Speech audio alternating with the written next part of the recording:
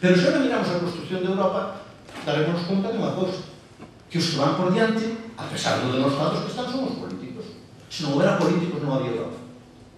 E os intelectuales a que se dedican? Primeiro a decir que o que van facer os políticos é imposible.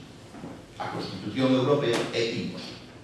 Hai que reconocer que, por exemplo, en todo o sistema de dereito constitucional español, a Constitución Europea figurou como un desideratum que era imposible. Así non se pode sacar adiante. E despois, a segunda parte explica o que dice, porque foi posible o que os existían querer. Pero o diseño non está intelectualmente feito. E, por tanto, estamos facendo un camiño pouco iluminado, estamos resolvendo os problemas a base de proba de error.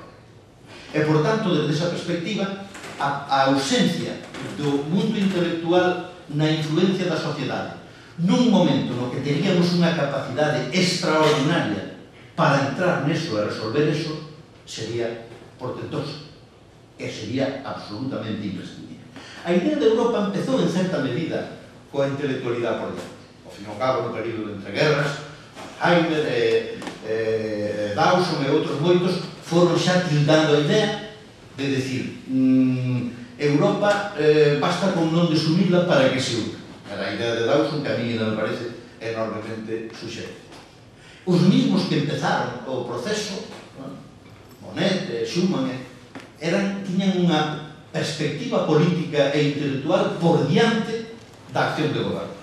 Pero desde o Tratado de París para cá, desde os anos 70 para cá, a intelectualidade quedouse atrás nese proceso, está completamente dispersa e confusa, tenlle medo ás conclusións de futuro. Cando ahora falamos nun congreso, nunha facultad que lle pasa ao Estado, todo o mundo di, ao Estado non le pasa nada. E que quere dicir eso? Que como non tengo ni idea de lo que le pasa, ni de lo que puede venir después, prefiero decir que non le pasa nada. Así que é o imperio de Roma, decía San Xerón. A base de decir que non pasa nada, un día amaneceron por la mañana e aquilo estaba convertido en ferroxia.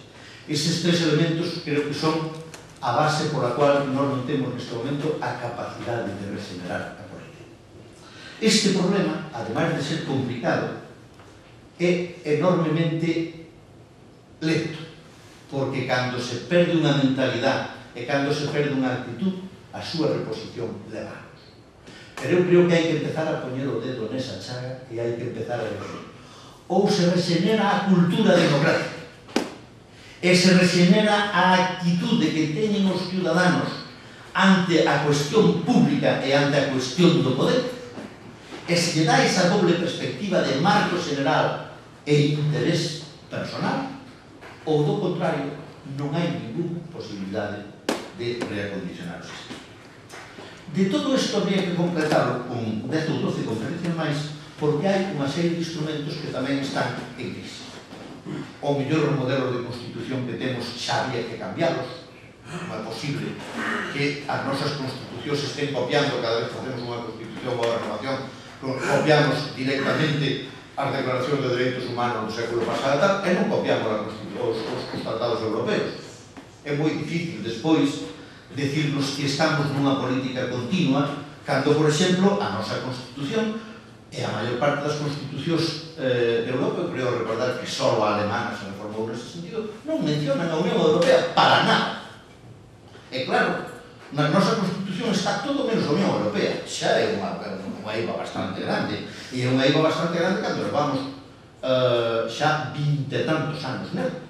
E, por tanto, hai que empezar os partidos políticos, os sindicatos, todos os que dicimos están en crisis.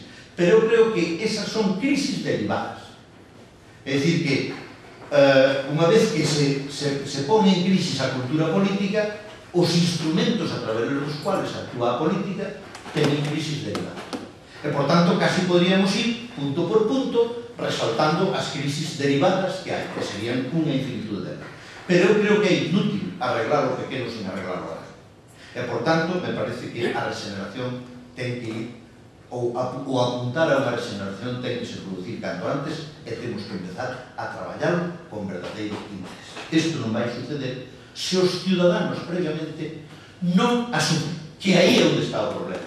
E non asumen que aí é onde sería máis eficiente e máis determinante a súa intervención. E se, polo contrario, o que pensan é que o importante é que o AVE, en vez de que non lle pase o AVE, que en vez de chegar o 15 de diciembre do ano 2015, que sería o gran éxito, chegara o 15 de xaneiro de 2016, que sería un fracaso de todos os plazos establecidos.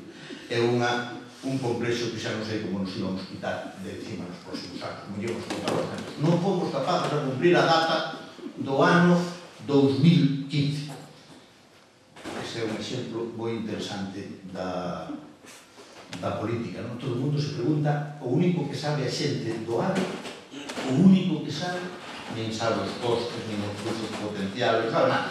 O único que sabe é que ten que terminar no 2015. Xa está. Que hai un pacto para que termine no 2015. E onde vai? Como decía o portugués aquel do Cañón, nin se sabe. Pero en todo caso, aí estamos. Eu, por tanto, vou parar aquí para que empecemos a falar do concreto a través das preguntas.